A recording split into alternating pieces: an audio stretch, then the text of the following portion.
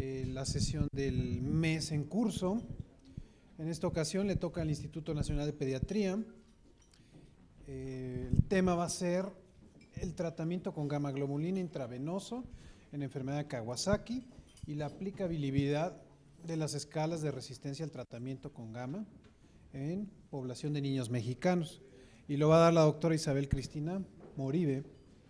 Adelante, por favor.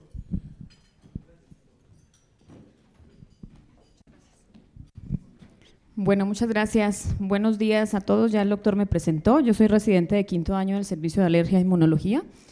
El día de hoy vamos a hablar un poco de enfermedad de Kawasaki y es un gusto presentarles mi tesis, que consiste en la aplicabilidad de estas escalas de resistencia al tratamiento con gamma globulina que ya están descritas en la literatura a nuestros pacientes atendidos en el Instituto Nacional de Pediatría con diagnóstico de enfermedad de Kawasaki. Entonces, el objetivo de la clase va a ser hablar un poco de las generalidades como tal de la enfermedad de Kawasaki. Vamos a definir este término de pacientes resistentes al tratamiento con gamma globulina o también llamados no respondedores al tratamiento. Vamos a revisar qué escalas existen en la literatura con respecto al tema de la resistencia. Les voy a mostrar una serie de casos que existen, la serie de casos del Instituto Nacional de Pediatría en los últimos 5 años que hicieron resistencia al tratamiento con gamma y finalmente la aplicabilidad de estas escalas.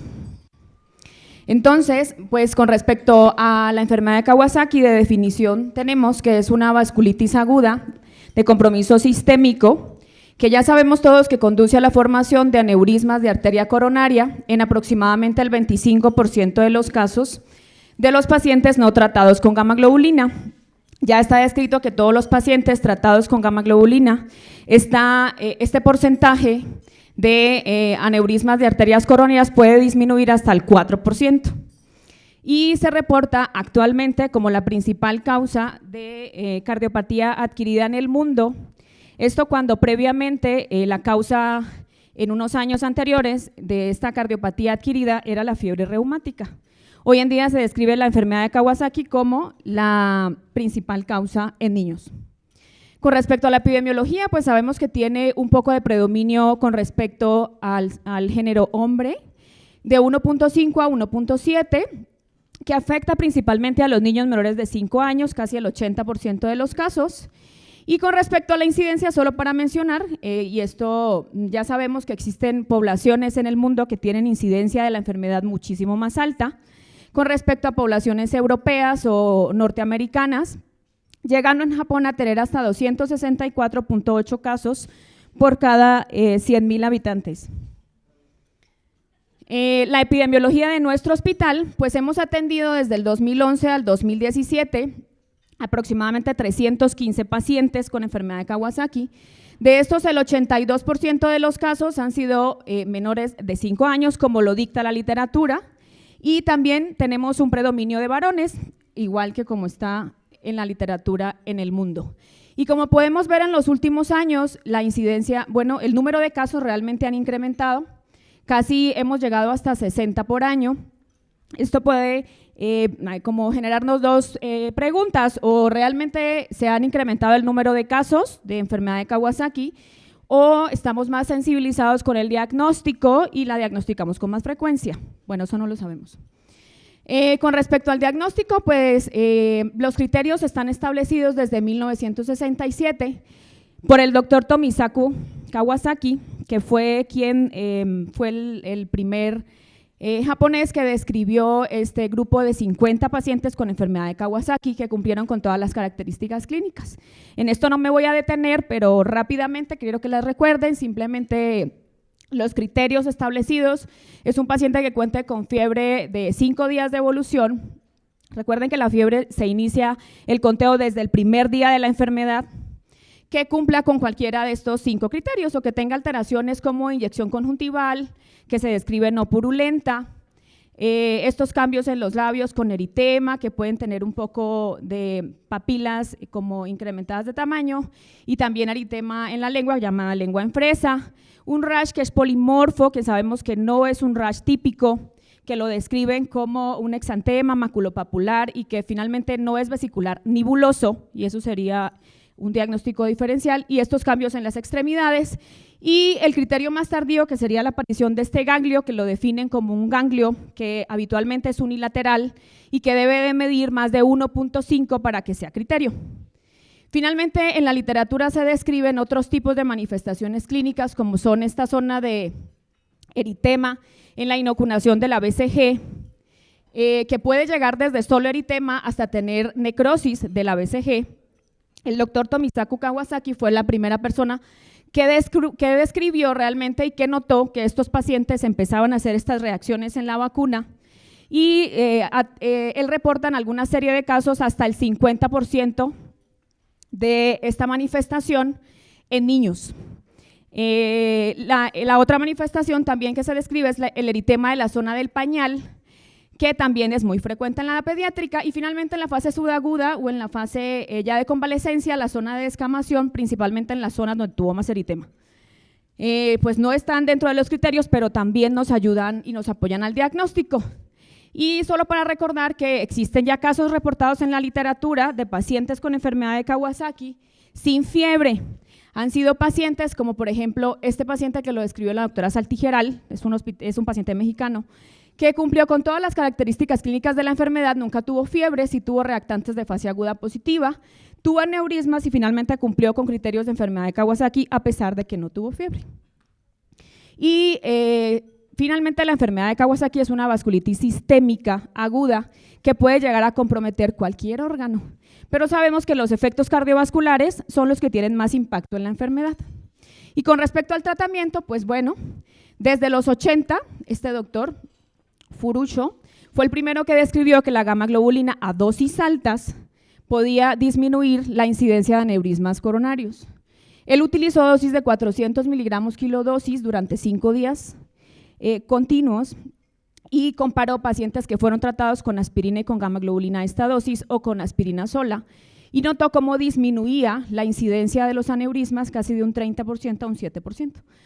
Sin embargo, desde el 2004, cuando la AHA saca la primera recomendación, como tal recomendación de tratamiento con gamma globulina, nos reportan que la dosis debe ser de 2 gramos kilodosis en una sola infusión.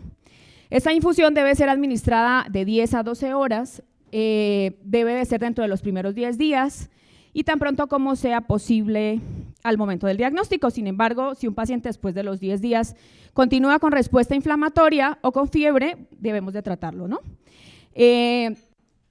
La aspirina, que también se cataloga como una recomendación para la enfermedad y que sabemos que no disminuye la incidencia de aneurismas coronarios, eso ya está descrito.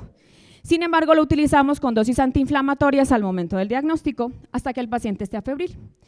Con esto solo quiero mostrarles estas dos dosis que están descritas entre 30 y 50 miligramos kilo día y entre 80 y 100. Los orientales japoneses han utilizado esta dosis de 30 a 50 miligramos kilo día, que son dosis un poco más bajas que la utilizan los norteamericanos, y ellos, su teoría es que finalmente la aspirina, como no tiene un impacto en la incidencia de los aneurismas coronarios, han visto que las dosis altas puede tener más hepatotoxicidad y efectos adversos gastrointestinales. Entonces, habitualmente en todos sus estudios ellos utilizan dosis más bajas. Ok, con respecto a las complicaciones, ya sabemos que todos los pacientes tienen riesgo de hacer aneurisma sin tratamiento en un 25%. Todos los pacientes que son tratados de manera adecuada con 2 gramos por kilo, 2 gramos por kilo en una sola infusión, pueden llegar a tener, sin embargo, alteraciones a nivel de arterias coronarias. Se describe que el 20% de estos niños va a desarrollar una dilatación transitoria y el 5%, de hecho, estuve revisando otros artículos que ya te dicen el 4%, desarrollará aneurismas, siempre y cuando hayan sido tratados. Y solamente el 1% desarrollará aneurismas coronarios. Esto se los pongo porque vamos a ver ahorita a revisar los casos de los pacientes resistentes al tratamiento y finalmente estos pacientes tienen mucha más incidencia de aneurismas, más altos que este porcentaje a pesar de que fueron tratados y una incidencia o un porcentaje de aneurismas coronarios también mucho mayor. Ok. Entonces, el segundo paso a revisar era los casos, el tema como tal de resistencia al tratamiento. Entonces sabemos que aproximadamente el 10 al 20% de los pacientes con enfermedad de Kawasaki no responden de manera adecuada al tratamiento con esa primera dosis y con la aspirina. Ya se saben los diferentes grupos de pacientes que se han analizado que ellos tienen incremento de riesgo de hacer lesiones coronarias y más gigantes. Y probablemente, y lo que seguramente en unos años saldrá en la literatura, es que este tipo de pacientes se beneficiarían de un tratamiento diferente al momento del diagnóstico. Entonces, ¿cómo lo define la AJA? Son pacientes que presentan fiebre persistente o reaparición de la misma al menos 36 horas después de terminar la infusión de gamma globulina. Esta es la definición de la AJA. Okay. Fiebre, bueno, pues vamos a ver ahorita en algunos de los grupos de pacientes que les voy a enseñar que una de las definiciones que utilizó uno de estos japoneses fue medir los reactantes de fase aguda y no guiarse solo por la fiebre. Este artículo es interesante, es del 2013 porque nos muestra cómo analizan un grupo de pacientes con enfermedad de Kawasaki para saber si continúan con manifestaciones clínicas no febriles y miran qué grupo tuvo más aneurismas coronarios, si el que tuvo manifestaciones clínicas sin fiebre o el que ya no tenía ninguna manifestación clínica. La evaluación se hizo al mes de seguimiento después de la enfermedad. Lo dividieron en dos grupos, un grupo A con persistencia de sintomatología sin fiebre, un grupo B sin persistencia de sintomatología y analizaron cuál de los dos grupos hizo más aneurismas de arteria coronaria. Y pueden ver cómo el grupo A, que es el grupo que todavía tuvo persistencia de síntomas clínicos sin fiebre, tuvo el 33% de ese grupo tuvo aneurismas coronarios versus el 4.6% del grupo que no continuó con manifestaciones clínicas no febriles. Las manifestaciones más frecuentes fue eritema labial y conjuntival y finalmente tuvieron un OR de 10.3% el grupo A. Entonces la pregunta es si la fiebre será el mejor marcador para definir si el paciente respondió de manera adecuada al tratamiento con gamma globulina o no. Luego, con respecto a las escalas, pues bueno, existen escalas que se describieron en los 80, que son estas, predictores de lesiones de arteria coronaria, en el tiempo en el que primero no existían ecocardiogramas y tenían que definir a qué paciente hacerle una arteriografía o un cateterismo para valorar si presentó o no presentó aneurismas de arteria coronaria. Y la otra era que en esta época la gamma globulina no estaba indicada en todos los pacientes y ya se habían descrito en la época efectos adversos de la gamma y por ende trataban de escoger a qué paciente darle gamma y a qué paciente no darle gamma. De ahí salieron esos predictores de lesiones de arteria coronaria. Uno de ellos, miren la época, es de 1980, es Asai y Kusukawa, y estos otros, que finalmente creo que el que yo más he escuchado es este score de Arada, que fue publicado en 1991, pero que finalmente pues ya no los utilizamos porque sabemos que la recomendación es que a todos los pacientes le demos tratamiento con gamma globulina. Luego de eso salen este tipo de escalas para tratar de predecir qué pacientes no van a hacer respuesta adecuada al tratamiento con gamma globulina. Entonces, los japoneses, que son los que más saben de la enfermedad, sacan estas 3 escalas, cada grupo, Kobayashi, Egami y Sano, en donde analizan cada uno de sus grupos de pacientes con enfermedad de Kawasaki y lo comparan los pacientes que hicieron resistencia con los que no hicieron resistencia y tratan de hacer un score para ellos catalogarlos como alto riesgo al momento del diagnóstico. ¿Y esto por qué surgió? Simplemente porque notaron que todos estos pacientes que no respondían al tratamiento, finalmente eran pacientes que tenían más inflamación sistémica y tenían más mortalidad de la enfermedad, es decir, más aneurismas. Entonces tenían que tomar medidas con respecto. Entonces el primer grupo, y se los voy a enseñar los 3, es este Kobayashi, que fue un estudio ambispectivo, tomó 546 pacientes retrospectivos, 200 prospectivos, y mire cómo él define los no respondedores como fiebre persistente o reaparición de la misma después de 24 horas de finalizar la gamma, cuando la AJA no lo toma en 36, pero Kobayashi tomó 24 horas. El 21% de estos pacientes no tuvo respuesta al tratamiento y comparan los que no respondieron con los que respondieron y miren cómo tuvieron más aneurismas de arteria coronaria los pacientes que no respondieron, tanto en la fase aguda como en la fase subaguda. Al analizar los dos grupos de pacientes, sale este score de 7 variables, en donde te dicen ellos que si tiene 4 o más puntos de las transaminasas sodio, días menos de 4 al momento del diagnóstico, neutrófilos mayor del 80%, PCR mayor de 10, edad menor de 1 año y las plaquetas menor de 30,000, el paciente tiene alto riesgo para hacer resistencia al tratamiento con gamma globulina, teniendo una sensibilidad del 86% y una especificidad del 67%. Finalmente, los que se catalogaron como alto riesgo, es decir, 4 puntos o más, tuvieron el 16% de ese grupo aneurismas versus los que se catalogaron con bajo riesgo, solamente el 1%. Y también notaron que si tenían puntuaciones muy elevadas, es decir, más de 7, esos pacientes tenían más aneurismas y no respondían al tratamiento. Luego, EGAMI hace un estudio retrospectivo, un poco menos pacientes, 320, y miren su definición. Entonces ellos dicen, la definición de pacientes no resistentes es resolución de la fiebre y disminución de los niveles de la PCR es más del 50%. Perdón, esto es IO, a las 48 horas posteriores al tratamiento inicial. Entonces ellos no solamente ven la fiebre, dicen, bueno, si el paciente no disminuyó su PCR más del 50%, existe una probabilidad de que el paciente continúe con un proceso inflamatorio y lo catalogaron como no respondedor. De estos también, los que hicieron resistencia fueron los que más aneurismas tuvieron con respecto a los que no tuvieron resistencia, y de aquí sale esta escala, tiene menos variables, solamente son 5 variables, y con 3 puntos o más, lo catalogan como alto riesgo con una sensibilidad del 78% y una especificidad del 76%. Y por último, sano, un grupo más pequeño de 112 pacientes, utilizan la misma definición de Kobayashi, a las 24 horas fiebre o reaparición de la misma o persistencia de ella, y solamente salen estas 3 variables, en donde si tienes 2 o más, lo catalogas como alto riesgo, con una sensibilidad del 77% y una especificidad del 86%.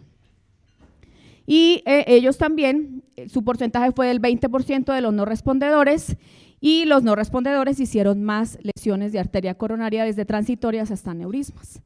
Luego, entonces, ¿qué pasa en Estados Unidos? La doctora Adriana Tremoulet publica este estudio en el 2008 y dice que su población empieza a tener más incremento de resistencia al tratamiento con gamma globulina. No lo explica, pero sí su decisión es tratar de hacer un score para sus pacientes norteamericanos y aplicar las escalas japonesas para saber si estas son aplicables a su población. Miren cómo en el 2006 en Estados Unidos la resistencia, bueno, de este grupo de pacientes que es de San Diego fue hasta el 38%, que es muy alta. Entonces ella hace un estudio retrospectivo de 362 pacientes, define la resistencia al tratamiento con gamma globulina con fiebre o reaparición de la misma a las 48 horas y finalmente aplica el score de EGAMI, pero miren cómo la sensibilidad solamente es del 33%, finalmente no nos va a identificar los pacientes que tengan alto riesgo y son los que necesitamos identificar. Entonces, pues no sirve EGAMI por lo menos en la población norteamericana.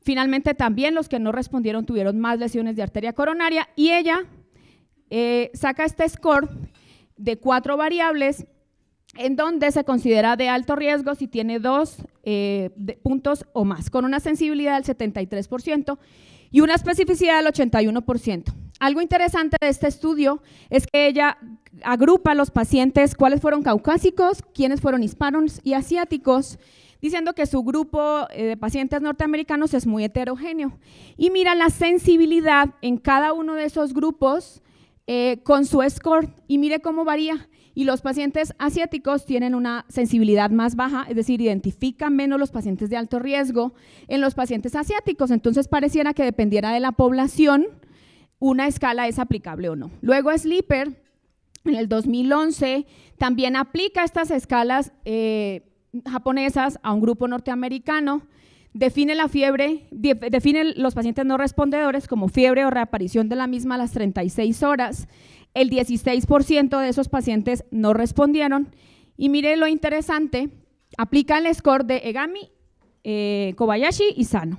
Y con Kobayashi solamente tuvo una sensibilidad del 33%, es decir, no sirve. Con Egami solamente tuvo una sensibilidad del 42%, tampoco sirve. Y con Sano, pues tampoco, un 40%. Es decir, las sensibilidades son tan bajas que no nos permiten identificar los pacientes. Y finalmente, en el estudio dicen que existen factores de riesgo para su población independientes para los pacientes resistentes como género masculino, albúmina baja y AST elevada, sin que ellos saquen un score. Entonces, bueno, hay dos preguntas que surgen después de revisar esto. Una es, ¿cómo identificar los pacientes de alto riesgo para resistencia al tratamiento con gamma globulina? Tenemos toda esta cantidad de variables que podríamos finalmente analizar y no sabríamos exactamente si es aplicable para el mundo en general o cada población tendría que tener una escala aplicable a ella. La otra pregunta es, ¿cómo definir los pacientes resistentes al tratamiento? Ustedes ya vieron que la AJA te dice fiebre, pero que Sano tomó los reactantes de fase aguda, pero que el estudio que les mostré tuvo un poco más de aneurismas coronarios los pacientes que continuaron con manifestaciones clínicas sin fiebre. Entonces, ¿sería esto el mejor marcador? Aún no lo sabemos. Finalmente les puse la BCG solo para recordarles que no deben de usarla. Acuérdense que la velocidad de eritrosedimentación depende de la cantidad de proteínas en sangre y si ustedes administraron una dosis alta de gamma globulina se va a alterar. Ok, entonces ya los dos últimos finales, los últimos dos puntos finales, vamos a ver la revisión de nuestra serie de casos rápidamente y aplicamos, como lo hizo la doctora, como lo hizo Sleeper, tanto en Gami, Kobayashi y Sano a nuestra población y vimos qué pasó.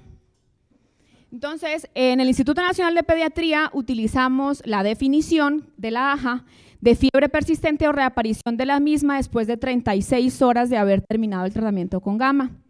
Los no respondedores fueron el 7.6% de los casos de los 315 pacientes.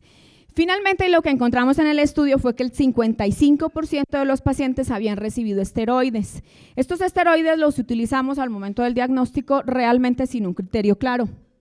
Eso pudo haber causado que nuestra población tenga menos porcentaje de resistencia, en comparación como lo describió la doctora Adriana Tremoulet, que hasta el 38% en el 2006 en sus pacientes. ¿Qué características tuvimos? Bueno, la edad también, el 70% fue menores de 5 años, casi todos fueron hombres y si vieron uno de los estadounidenses que sacó como sus factores, nos dijo que el sexo masculino era un factor de riesgo.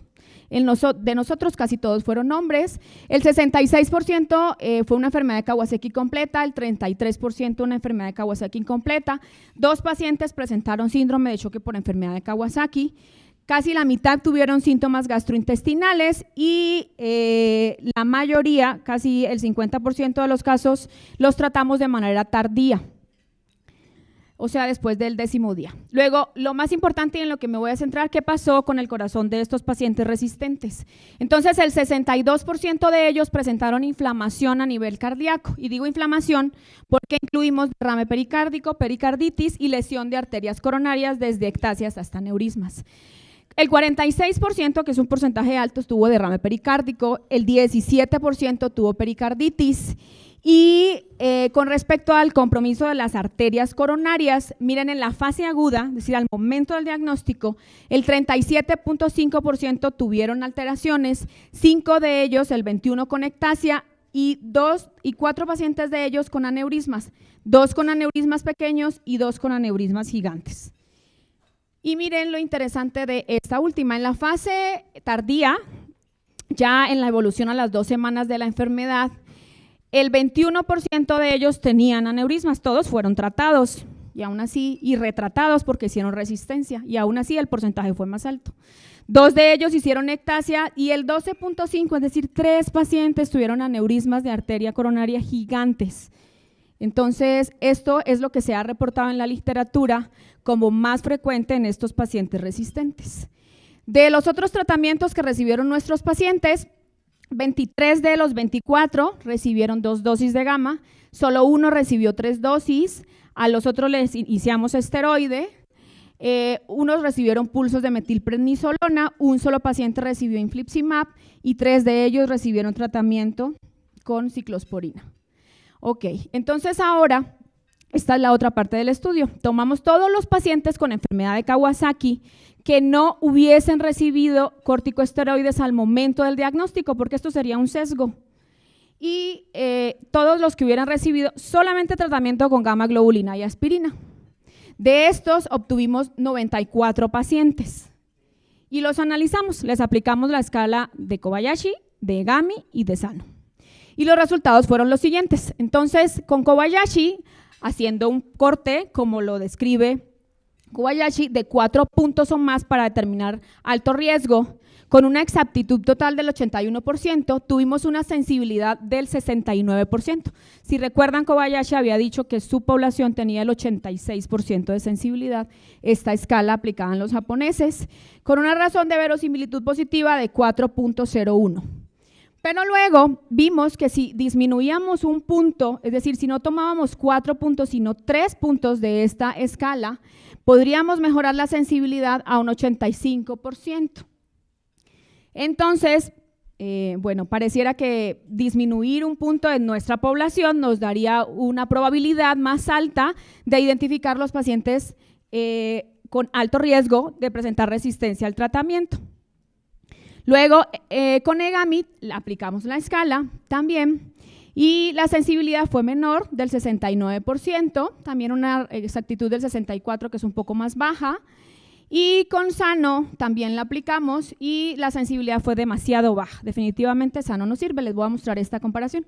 Entonces, esta es la sensibilidad y la especificidad de los artículos originales, esta es la sensibilidad y la especificidad de nuestros pacientes y finalmente parece que con Kobayashi, si nos bajamos un punto a 3 puntos de corte, tendríamos una sensibilidad más alta, que finalmente es lo que buscamos, identificar los pacientes para modificar su esquema de tratamiento al momento del diagnóstico y disminuir esa morbimortalidad en estos pacientes que probablemente ya desde que llegan a nuestras manos vienen con un proceso inflamatorio agudo y severo.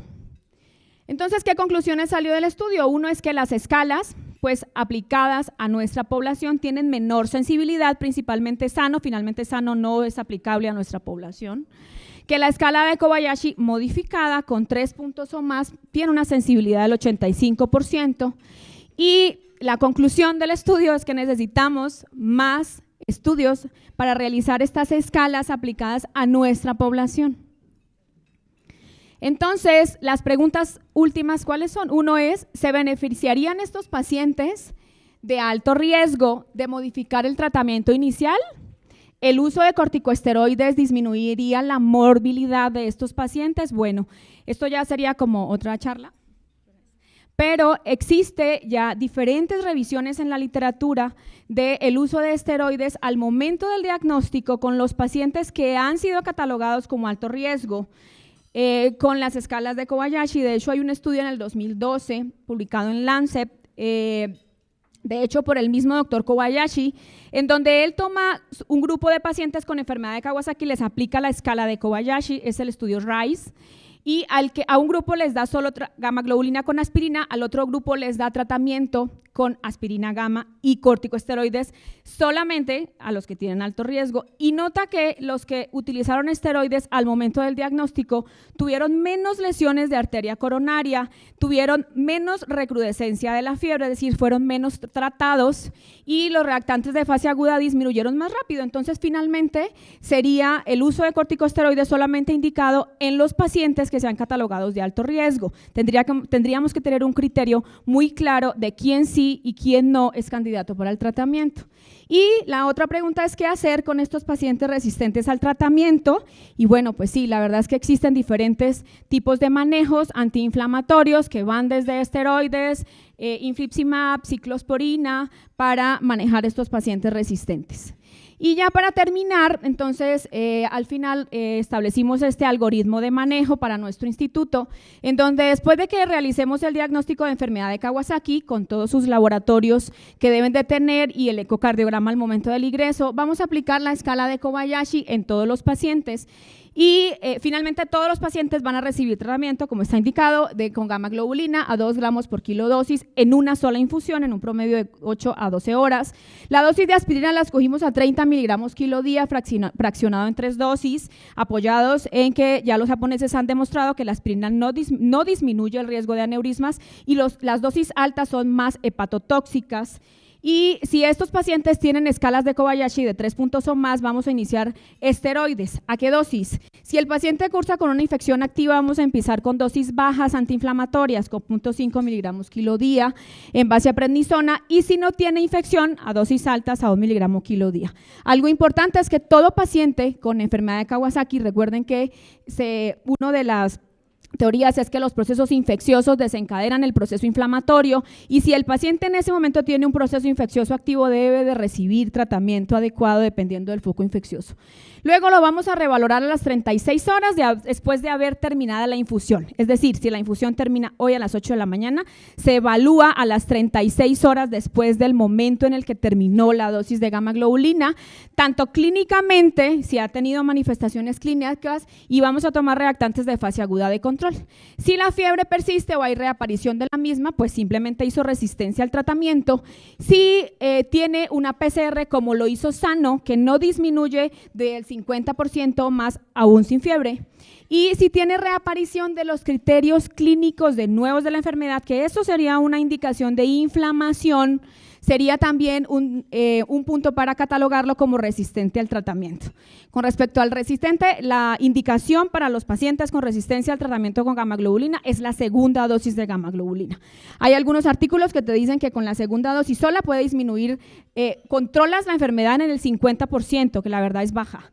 Entonces, el uso de esteroides en este paciente que ya no te respondió a la primera dosis, pues está indicado. Por eso, si no lo iniciamos al momento del diagnóstico, se va a iniciar en la segunda dosis de gamma globulina. Después de aquí volvemos a revalorar las 36 horas. Si el paciente se controla la enfermedad, continúa con el corticosteroide, con la aspirina. Y si continúa con fiebre, en este punto hay otras opciones de tratamiento, entre ellas uno es continuar con esteroides a dosis altas siempre y cuando el paciente no tenga un proceso infeccioso, que sería un pulso de metilprednisolona o ciclosporina, que ya está demostrada que la ciclosporina tiene buenos efectos en los pacientes que sean resistentes al tratamiento, solamente en los resistentes. Y si con esto no logramos controlar la enfermedad, que realmente sí hemos tenido casos difíciles de controlar, el infliximab es nuestra tercera opción de tratamiento a 5 miligramos kilodosis. Y otros puntos importantes, bueno, si definimos iniciar infliximab en el último punto del algoritmo, debemos descartar siempre una infección latente por tuberculosis, esto para que les quede muy claro. Luego la prednisona, van a decir, bueno, sí, iniciaron la prednisona y luego el niño viene 2 meses después, Cushing, ¿no? Y no, pues la verdad es que todos los estudios utilizan la prednisona hasta que el paciente esté sin inflamación, que puede ser a 2 semanas, 1 semana, y en el momento en que esté sin inflamación clínica y de laboratorio, se debe de iniciar una reducción hasta suspenderlo. El único motivo u objetivo de haber iniciado el esteroide es desinflamar al paciente. Entonces, en el momento en que ya esté desinflamado, disminuirlo y suspenderlo. Luego, la aspirina se debe de disminuir la dosis a 5 miligramos kilo días cuando el paciente esté afebril, después de 48 72 horas, te dice la AJA, pero hay un grupo de pacientes que también han utilizado la aspirina a dosis altas hasta las 2 semanas, es decir, hasta los 15 días. Pero bueno, para nosotros, a las 72 horas, si el paciente está febril, le vamos a disminuir la aspirina a dosis antiagregantes. ¿Y cuándo suspender la aspirina? Bueno, pues hacia los 15 días el paciente ya de control en su ecocardiograma no tiene lesión de arterias coronarias, se suspende. Y si el paciente tiene lesión de arterias coronarias, debe de continuar con la aspirina de manera indefinida. Y el control pues debe de ser a las 2 semanas, para realizar su ecocardiograma y los reactantes de fase aguda. Entonces, ya para conclusión, pues sabemos que aproximadamente el 10 al 20% de estos pacientes con enfermedad de Kawasaki no van a responder de manera adecuada a la primera dosis de gamma globulina, que esos pacientes tienen más riesgo de presentar aneurismas de arteria coronaria, principalmente gigantes, como lo vimos en nuestro grupo de pacientes, que debemos de identificar esos pacientes de alto riesgo para resistencia al tratamiento al momento del diagnóstico, para modificar su esquema de tratamiento y mejorar su pronóstico y ahorrar costos, porque finalmente si disminuimos el porcentaje de retratamiento, pues disminuimos costos tanto hospitalarios como hasta el paciente, ¿no? Y la conclusión y última es que necesitamos más estudios en poblaciones mexicanas con el fin de obtener escalas aplicables a nuestra población, y lo ideal sería que hiciéramos un estudio multicéntrico en donde tomáramos todos los pacientes con enfermedad de Kawasaki y los comparáramos entre los resistentes, los no resistentes y hacer una escala propia. Muchas gracias.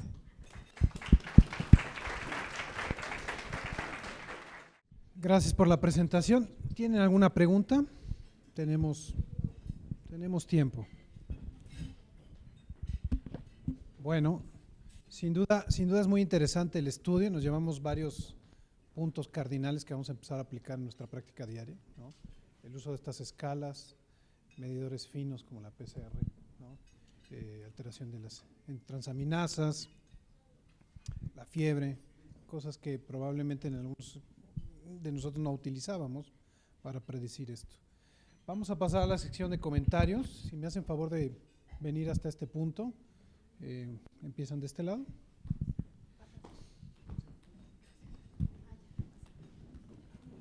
Hola, buenos días. Mi nombre es Mariana Hernández, soy residente del Centro Médico Nacional Siglo XXI. Bueno, primero felicidades al instituto y a la doctora por su tesis. Pues como bien nos comentó la doctora, la enfermedad de Kawasaki pues es la causa principal de cardiopatía en niños y por lo que hay que hacer un diagnóstico oportuno y dar un tratamiento temprano para evitar las complicaciones. Actualmente pues la gamma globulina sigue siendo el tratamiento de elección. Sin embargo, como bien nos comentó al final, pues la resistencia se presenta en el 10 a 15% de los casos, por lo que es importante detectar estos niños. En un estudio realizado este año, en 2007, Stone y colaboradores en la revista de Journals of Pediatrics compararon estas escalas, Emoji, Kobayashi, San Diego y Formosa, y donde igualmente pues, se dieron cuenta que la sensibilidad y especificidad eran muy bajas para predecir el riesgo de resistencia. Por lo que otros investigadores se han dado a la tarea de buscar factores predictores que nos ayuden a identificar estos pacientes. Igualmente este año, el autor Shen y colaboradores en una revista de reumatología pediátrica evaluaron a niños con Kawasaki completo e incompleto.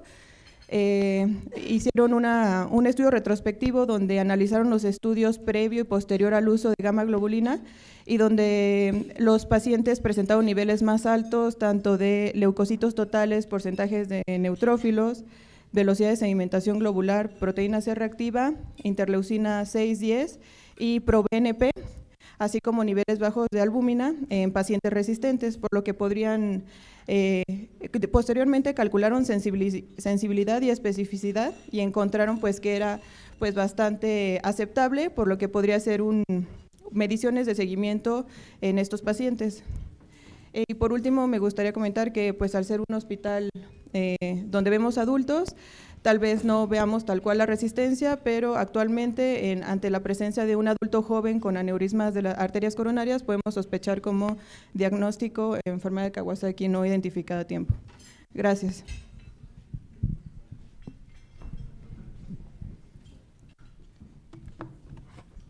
Buenos días, mi nombre es Miguel Ángel Otero, soy médico residente del Centro Médico Nacional 20 de noviembre.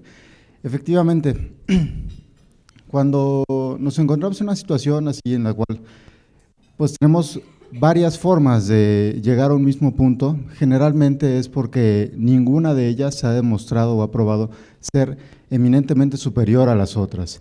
Y efectivamente sucede con esto. En el 2016, el doctor Kanamitsu y colaboradores igual pusieron a prueba las 3 escalas y encontraron que no hay una diferencia estadísticamente significativa. En el 2017 el doctor Song hizo lo mismo, en el 2016 el doctor Rigante y colaboradores en Italia también llegó a la misma conclusión, y también en este año el doctor Verdeje en Polonia llegó a la conclusión que esas escalas en pacientes no japoneses no son muy aplicables. Quiero también destacar 2 estudios de este año, el primero por el doctor Jung y colaboradores, en el cual se tomaron 404 pacientes y se vio que la relación neutrófilos linfocitos y linfocitos plaquetas pudiera ser también un buen marcador para determinar qué pacientes van a ser resistentes a la gamma globulina. También en este año el doctor Takeshita y colaboradores hizo un estudio con 437 pacientes en el cual comparó la escala de Kobayashi-Gamisano contra una nueva escala que incluya las variantes de relación neutrófilos linfocitos y relación plaquetas linfocitos. Encontró que para ese grupo de 437 pacientes, la escala de Kobayashi tuvo una sensibilidad de 70%, una especificidad de 68%, la escala de Gami, sensibilidad de 56%, una especificidad de 71%, la escala de Sano, una sensibilidad de 45% y una especificidad de 81%. La escala que propone el doctor Takeshita tuvo una sensibilidad de 72% y una especificidad de 67%, aunque es relativamente buena, pues es realmente baja, y sí, efectivamente se necesita desarrollar nuevas escalas, nuevos métodos que sean superiores a los ya existentes. Muchas gracias.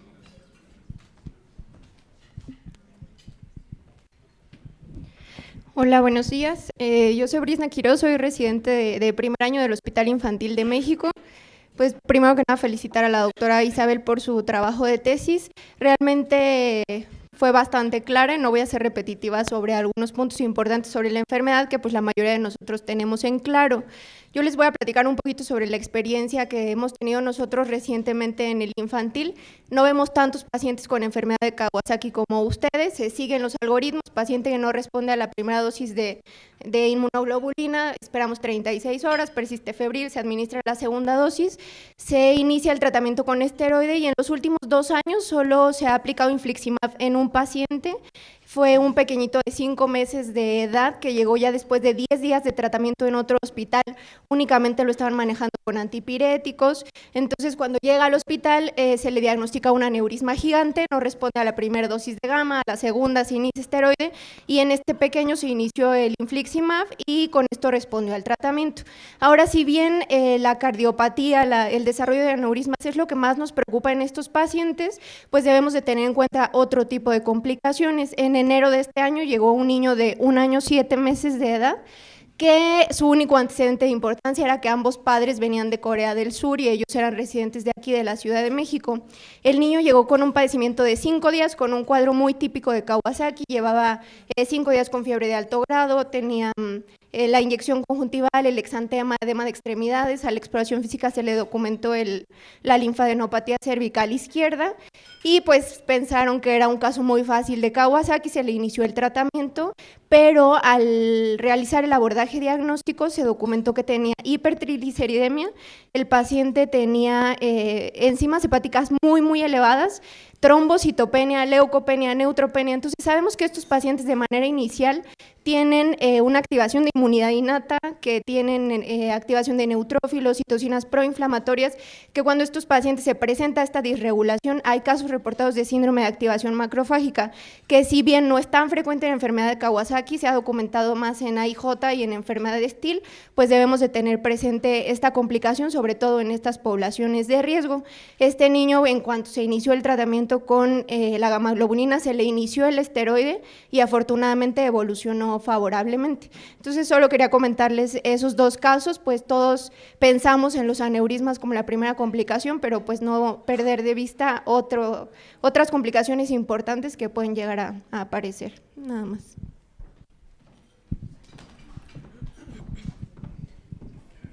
Buenos días, mi nombre es Alejandrina López Parra, yo soy residente de primer año del Instituto Nacional de Enfermedades Respiratorias. Bueno, pues yo quiero comentar acerca del tratamiento complementario en enfermedad de Kawasaki.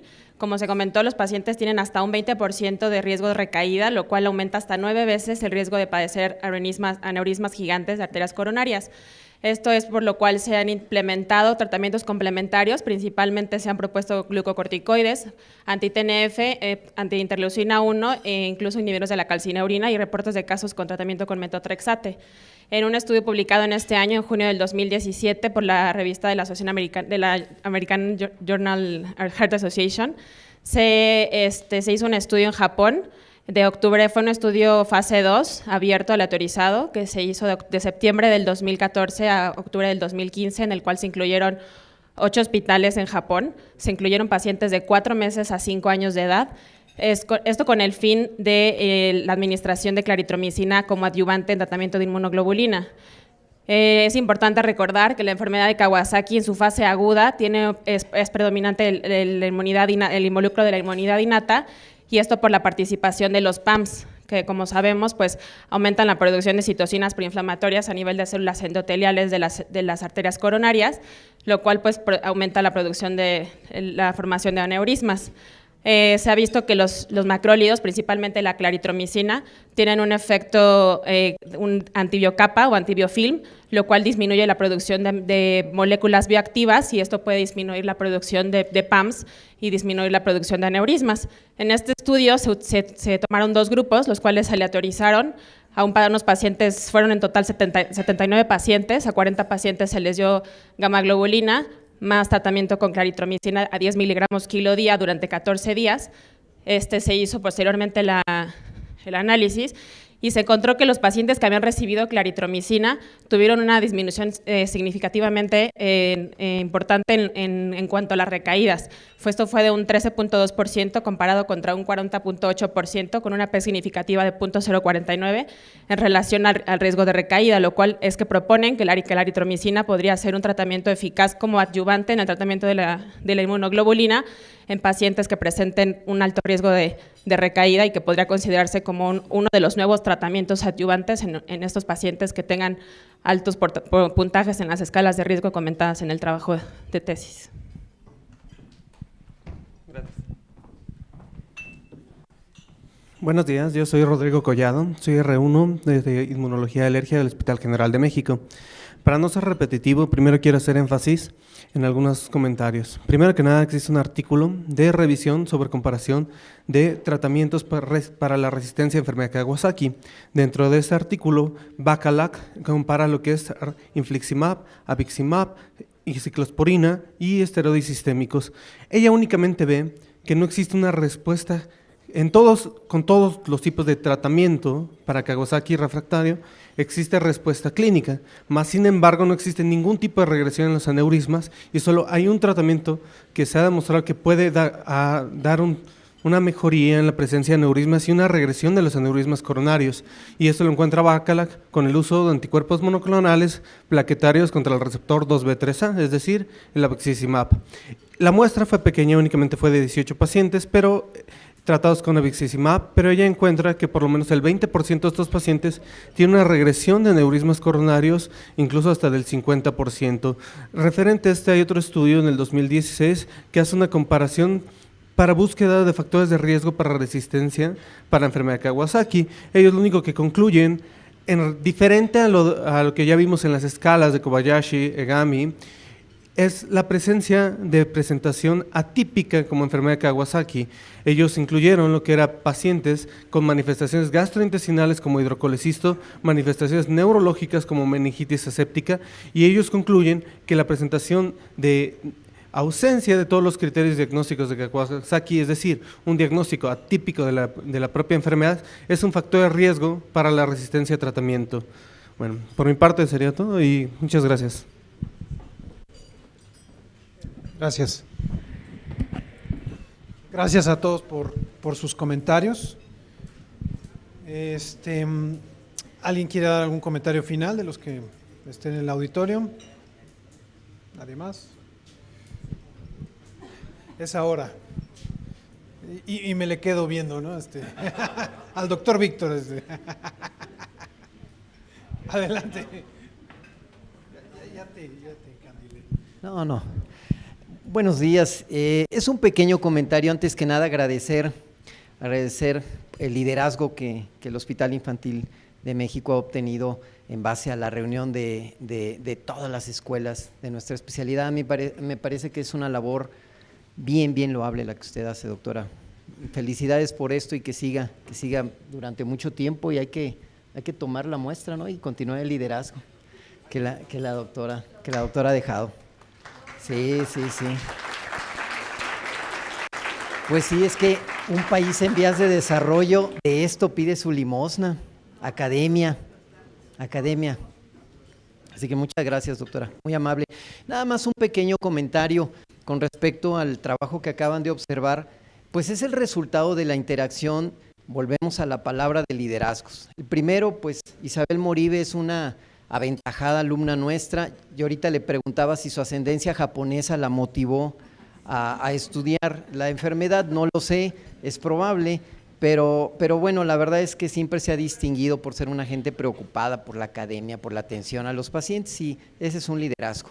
El otro liderazgo es el de un compañero que ahorita no se encuentra, que está en la UNAM con aspectos de logística del PUEM, que es el doctor Marco Antonio Yamazaki, también, ¿verdad? El apellido jala, y que él también ya publicó su libro, por ahí está, miren, ahí está la imagen, y bueno, pues es una gente muy académica, muy preocupado también por estos y por otros pacientes, y pues esa es otra muestra del pundonor de que con esfuerzo se puede lograr muchísimas cosas. Y por ahí había otra diapositiva. Este es el liderazgo que nuestras autoridades han obtenido. Ahorita estaba revisando las cifras. Nos vamos a gastar este año en el Instituto Nacional de Pediatría 59 millones de pesos en gamaglobulina. Y evidentemente es un liderazgo de nuestras autoridades. ¿Por qué? Porque gracias a eso podemos llevar a cabo estudios como esto, el tratamiento con inmunodeficiencias primarias, Guillain-Barré, etcétera, etcétera. Entonces, bueno, yo nada más el mensaje que les dejaría, que creo que es el mismo mensaje que emití la última vez que estuve aquí en una sesión, fue de que la medicina es sumamente importante, la clínica, la medicina basada en evidencias. Hoy a todo mundo le interesa hacer maestría en ciencias médicas, todo eso es muy bonito. Nada más no se olviden de una piedra fundamental que le da sustento a todo, desde mi punto de vista, a lo que hacemos en medicina, que es la buena administración. Yo sé que a lo mejor como clínicos dicen, no, pero por supuesto que no, ¿qué va de los campos pulmonares a meterse a ver logísticas de licitaciones y todo? Pues sí, el grave problema, y si no pregúnteselo a Videgaray o a Mit, sin administración no se puede hacer nada de esto. Muchísimas gracias.